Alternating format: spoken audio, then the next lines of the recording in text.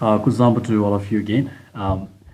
We are still with sampling and sample, and we have just seen how to basically lay out quadrates and transects. So let us now look at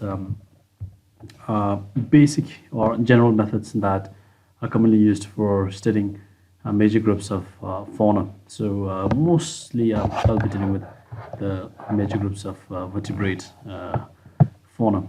In case of flora, most of the time we use quadrate methods and transects. So we do not have to go deeper and search for another methods instead of flora. But in case of fauna, because we see that different animals have different characteristics, and based on that one, different methods have to be developed. So let us look at some of the methods that are used for assessing or sampling major groups of fauna. So I'll be dealing with amphibian, reptiles, mammals, birds, and fishes. So let us look at amphibians and reptiles. So in case of amphibians and reptiles, the first and foremost, which is commonly used method, is called as pitfall trapping. And in pitfall trapping, we have word called pits, then we have got fall, and we have got trapping. So we are making our traps in such a way that at last it lands up in a pit kind of thing. Here is a pit, and here are pits. So this pit can be basically made from digging a hole from the ground, or it can be made from using a bucket or a small cup if the amphibians or reptiles that you are collecting is small. Basically, to connect the pit, you may want to use some kind of like cardboard or some kind of structures which will basically make the animals to move to that pit. Did not necessarily design a very sophisticated structure to make the animals to fall in the pit. We can also make some kind of fencing which may guide the reptiles or amphibians to come to the pit. So that's a pitfall trapping. This can also be used for insects. For example, this kind of pitfalls can also be used for a collection of insects. So basically, the basic concept that we use in pitfall is that we lay out a trap, and we tend to make the locomotion or make the animals to travel from those traps. So this can be sometimes a fencing, sometimes some kind of like two cardboards kept here. Sometimes we can also make some kind of like plastic kind of thing, and towards the end we can keep our pet over here. So this is pitfall trapping, and nowadays pitfall trapping is being modified by use of, for example, a camera over here. So we keep the camera trap over here so that animals are some animals are quite intelligent and sensitive. So the moment they come to the pit, they will try to get out of the pit. So when they are trying to get out of the pit, our camera traps can always take the photographs, both still as well as videos of the amphibians and reptiles. So these are a few amphibians and reptiles captured in the pitfall. So very easy to construct and most commonly being used. Second type is second method that we usually use for amphibians and reptiles is active search. We do flipping of rocks, soils, vegetation. We do racking. This is when we are using a rack to flip different structures where we feel that our animals or amphibians and reptiles may be located. So flipping, wrapping, searching actively day and night using spot lights are all those necessary things that we need to do under active search, and at last you should be getting our amphibians and reptiles. So again, this is not only restricted to amphibians and reptiles, but this can be also worked out for some other groups of animals. Um, this is one of the most easiest way to search animals, specifically amphibians and reptiles. And so these are a few write-ups that you can see. Most of the write-ups are below the PowerPoint presentation where we have got notes. Let us look at the common ways to study or capture mammals or sample out mammals. We have got cage and inlet traps firstly. In this one, you must have seen different kinds of cages and inlet traps that we use for catching a mammal like mouse in our home. So the theory behind catching with cage and inlet traps are same with catching mammals in wild as well as in domestic nature. So basically, we keep some kind of like bait over here, and as soon as they come inside, we keep this door open. As soon as they come inside, and if they are trying to eat the bait, then that's when the cage will get closed, and that's when the mammals that we are trying to capture will get inside. So this is a fox that has caught in the cage. These are again different small mammals that are being caught in the cage. So try to keep some bait in the trap, and you should be able to get some mammals from that area. So this is specifically used to calculate a species diversity and population, and a technique that we use to study the diversity and abundance of the population is through a technique called as recapture. So you must have learned this one in wildlife science. I'm very sure wildlife science user must have taught you this one. In mark recapture method, what we usually do is I'll just get back to this slide again, but I'll just show what mark recapture method is all about. So yes, so just forget about all other things. So let's just concentrate on this one here. Mark and recapture technique relies on the principle that M is for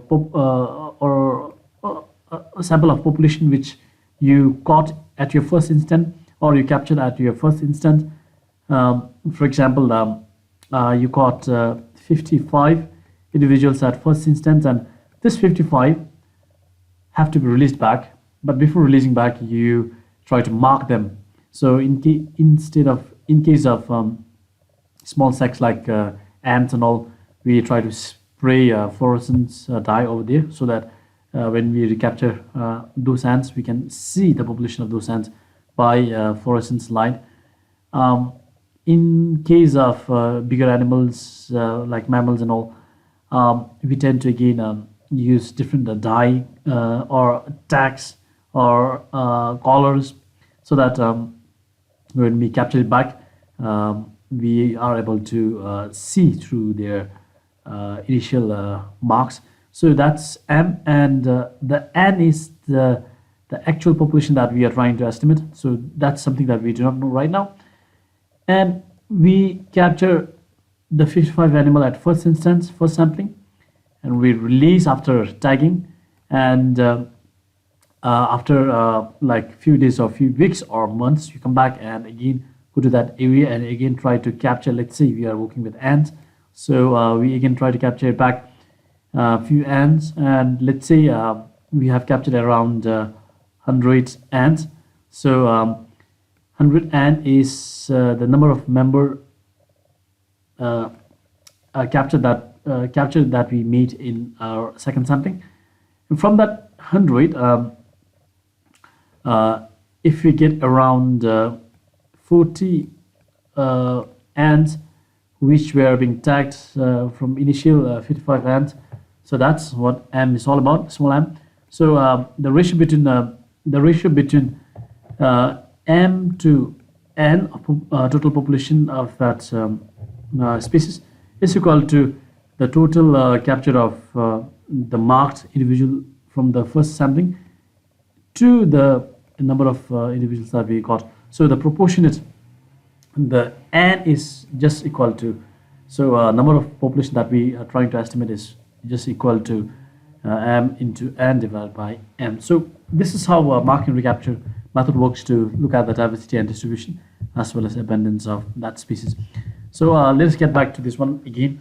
So exactly this cage, if we are using that in a very standardized method, meaning keeping those cage with proper sampling method in proper area with proper standardized time interval, then a mark and recapture method or catch per unit effort can be used to see the diversity in population of that species. So this is quite expensive because and expensive as well as logistically demanding, because we need to buy cages, and 1 to 2 cages will not suffice the result of studying diversity and population. So in this case, we are using at least 50 traps per site, and it should be kept open to 3 to 4 consecutive nights in order to attain a high number of captures for population estimates to be generated. So just to see what are the species in that area, keeping cages makes very sensible count of those species. But if you're using a very few number of cages, then again that may not be giving us full idea of the diversity of species in that area. So use of at least more than 50 traps or cages and keeping that for a fortnight, or at least for around 3 to 4 consecutive nights, may serve the purpose of looking at the species diversity and population. A very famous yet a very new technique that has come into play to survey mammals is camera trapping. So the theory behind camera trapping is that you lay out a camera trap, and this camera trap should be able to trigger itself in the times when animals are just moving nearby. So it should be having a capacity of or capability of remotely triggering programs. So whenever animals are coming nearby, or whenever some objects are moving, you should be able to take still pictures and video images. And so it's basically left at extended periods, normally for a period of weeks to months. And the position of again the camera trap is very crucial. Let's say that this is the tree here, and there is a trail over here, and there's no trail over here. So you do not want to position your camera trap over here, because animals are not going to move from this area, but they are going to just follow the trail. So the face of the camera trap should be positioned to the clear area, to the trail that the animals are thought to walk.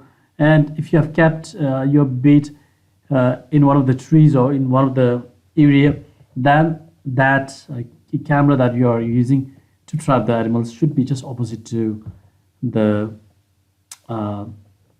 bait or the lure that you are using. And again, one of the best ways to use camera trap, the best areas to use camera trap is near a water hole, where animals may come frequently to drink water. So these are few images of camera traps.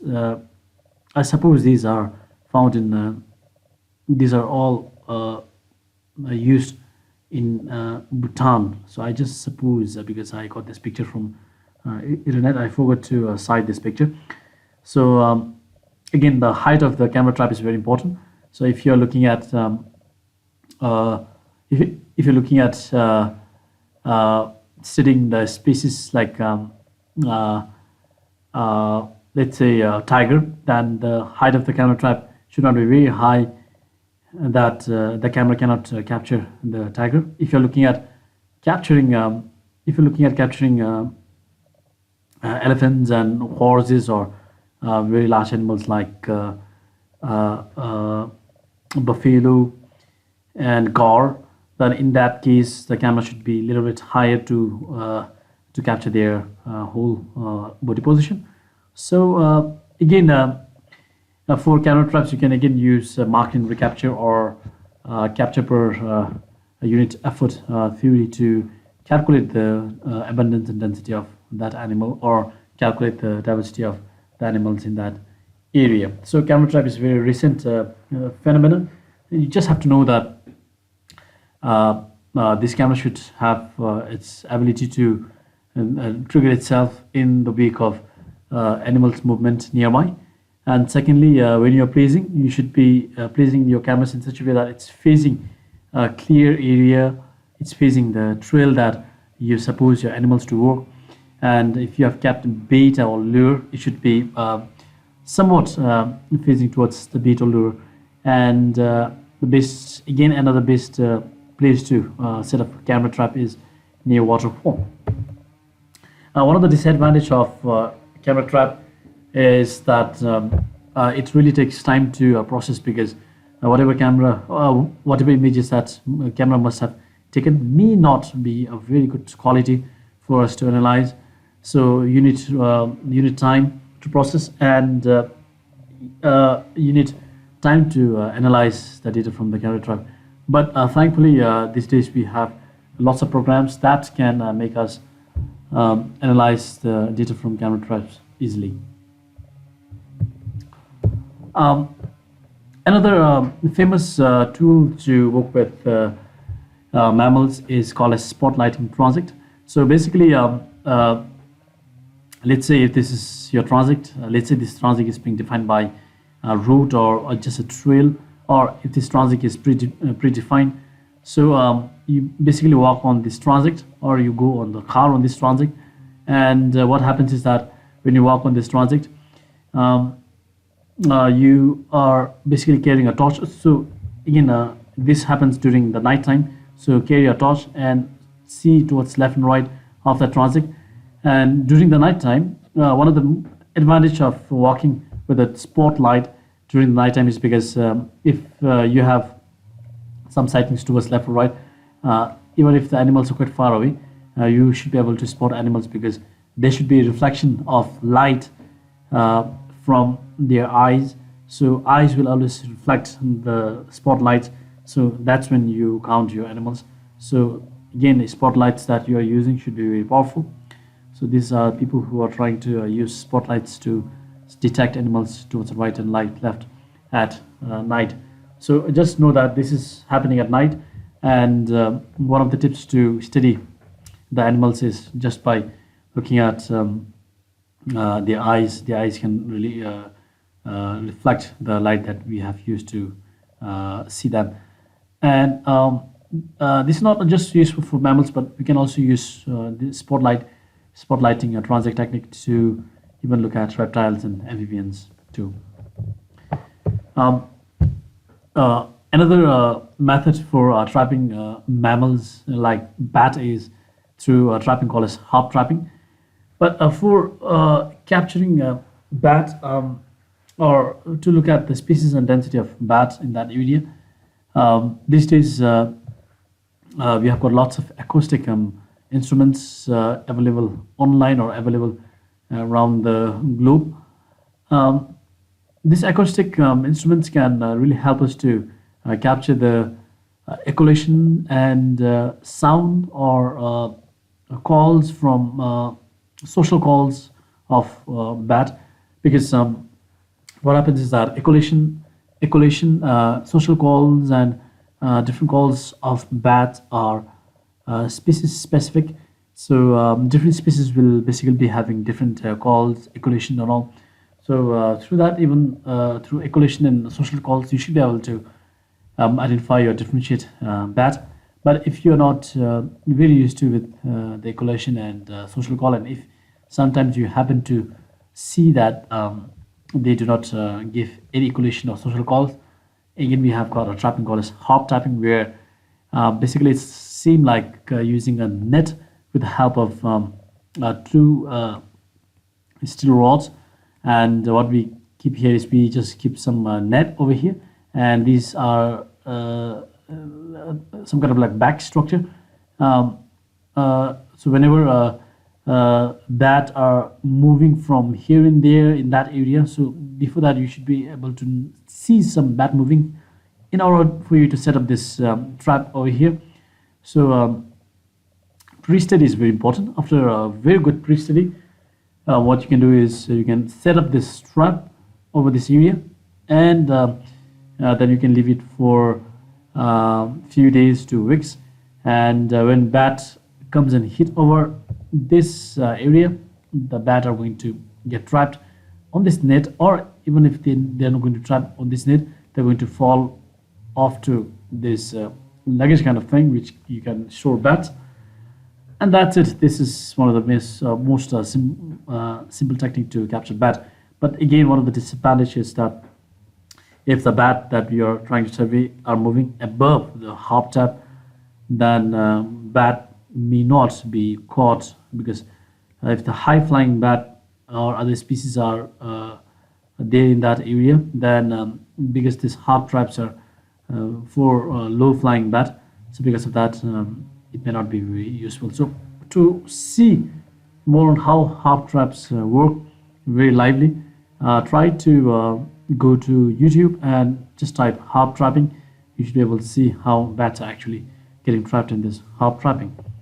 So these are a few things that I've just spoken right now.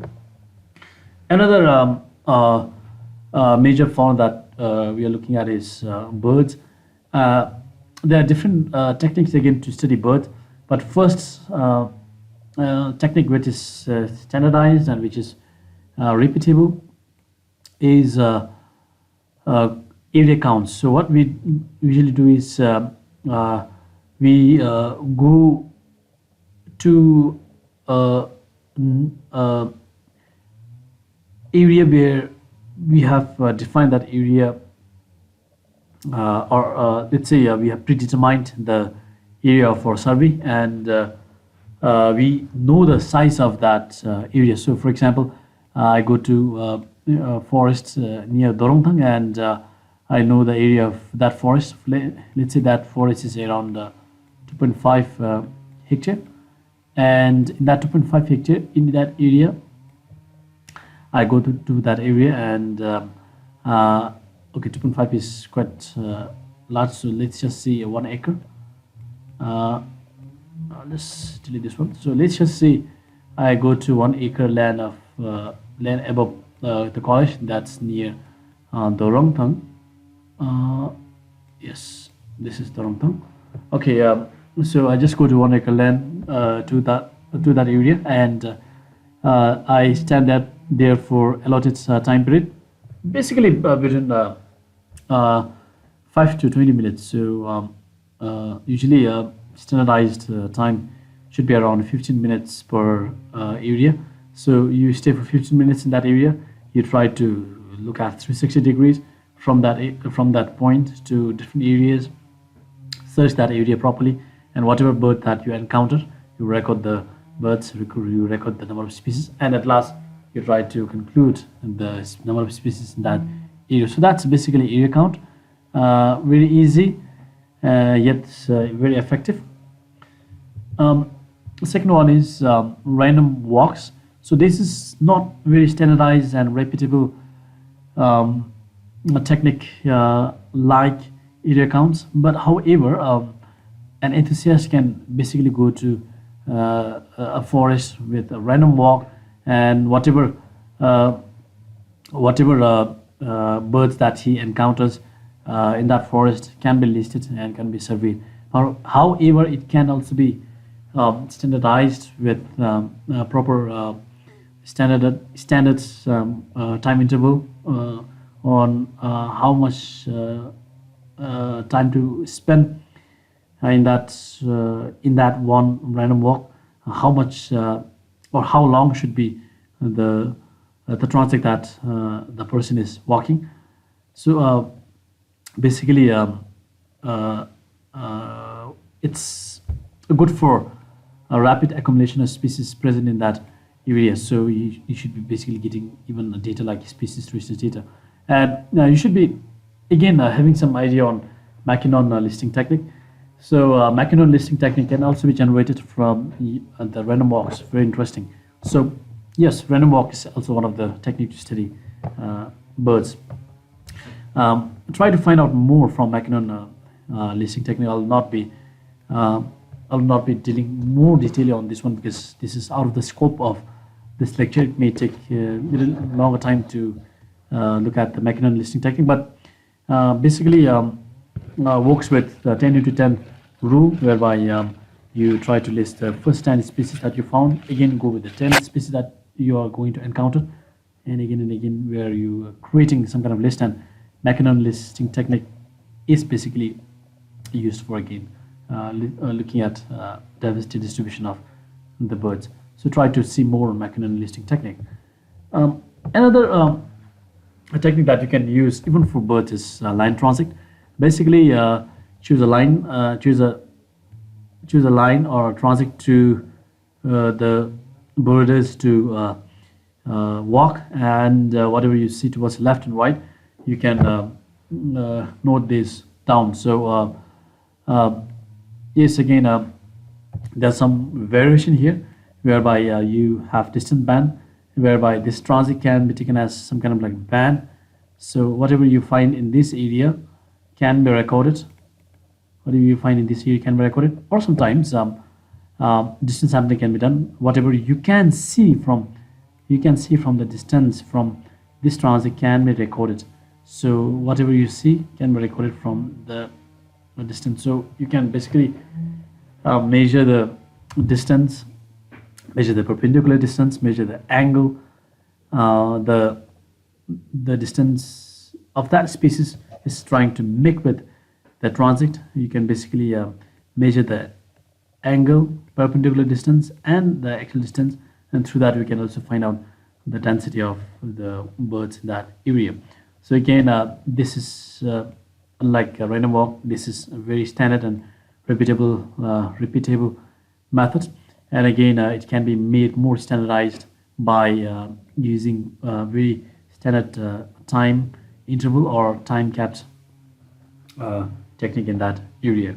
So again, one of the last thing about studying bird is that using point counts method. So again, this is very repeatable method, whereby this is slightly different from area count, whereby area count you are going to predetermine area of known area or known size, and you are basically going to that area and you're basically going to survey all that area to find actual diversity and distribution of birds in that area. But in case of point count, what you do is you go to a forest and you choose a predetermined point, and from that point you count you count 360 degree of or you look at 360 degree of that area, and you try to basically count the species that is in that area, the abundance of species in that area, and basically noting the time. So 15 minutes here, then go to next area, again do 360 rounds and spend 15 minutes, again go to next area, stand on this point, do 360 degree sampling, and that's it with point counts. So basically what we need to know is the observer is stationary. The person who is watching, who is counting the birds, are basically stationary in position. And the advantage of this is because unlike transit, where we really have to move through the transit line, if the forest is very dense, it's unable to walk through a very proper transit. But in case of this method, we just have to choose the actual point that we want to study, and then we can basically stay in that point, and then we basically can survey that area.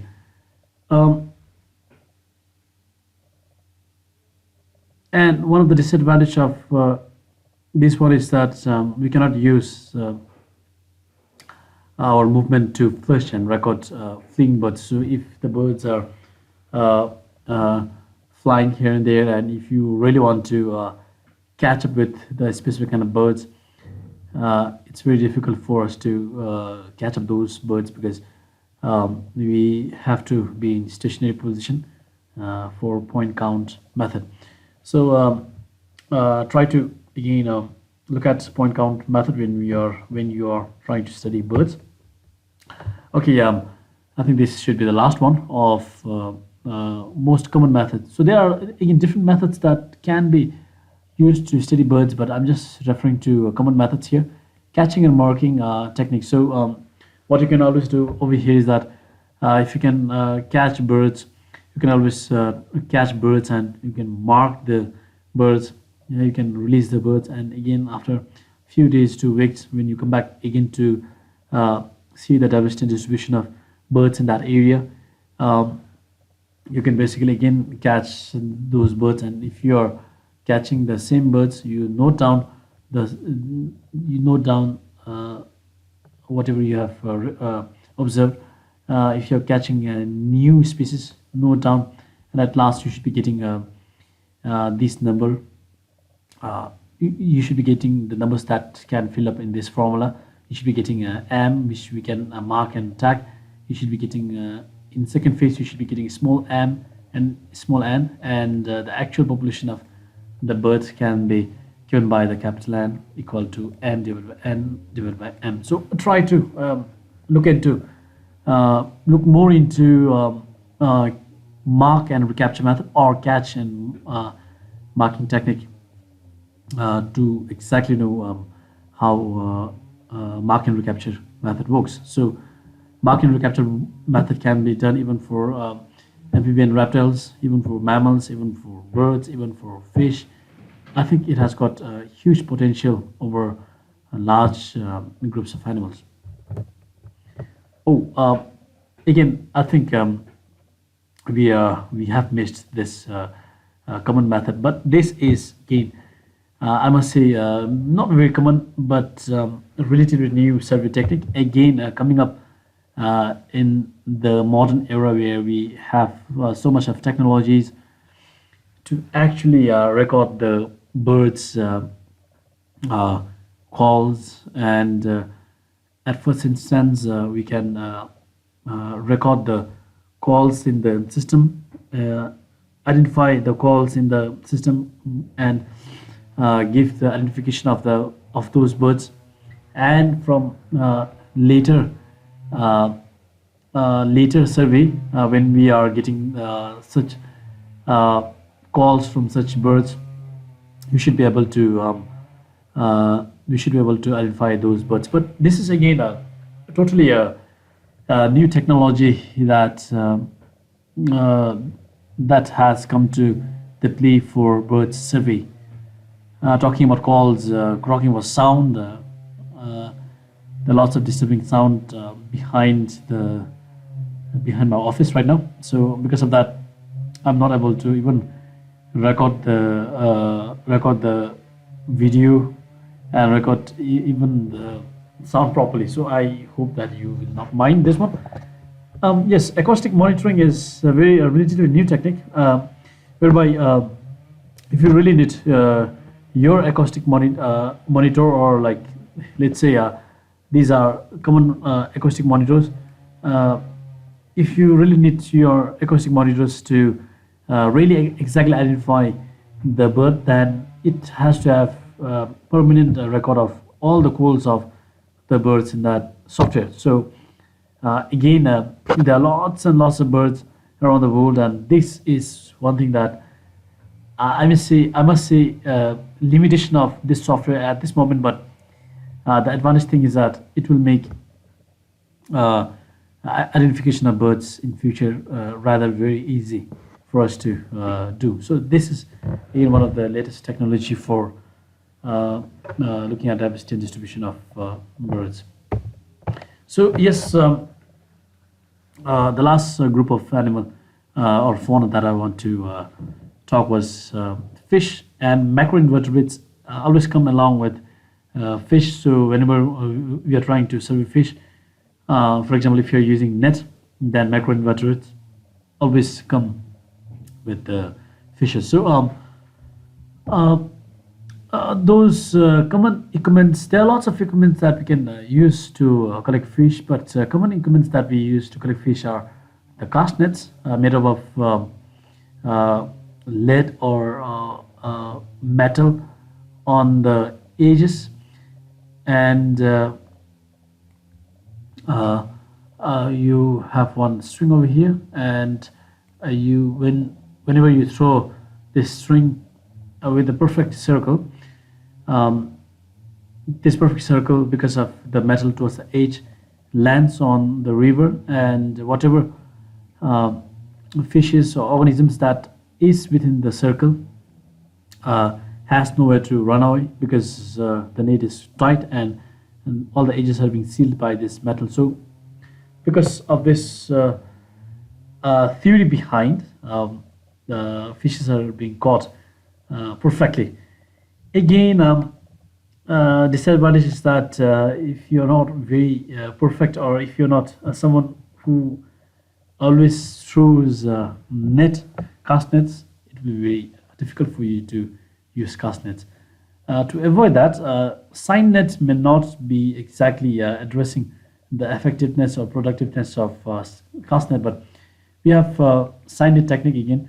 If you have got some kind of like long mosquito net, we can always seal the net mosquito nets of the uh, base with some stones or some tree logs, so that fishes won't be going away from the width.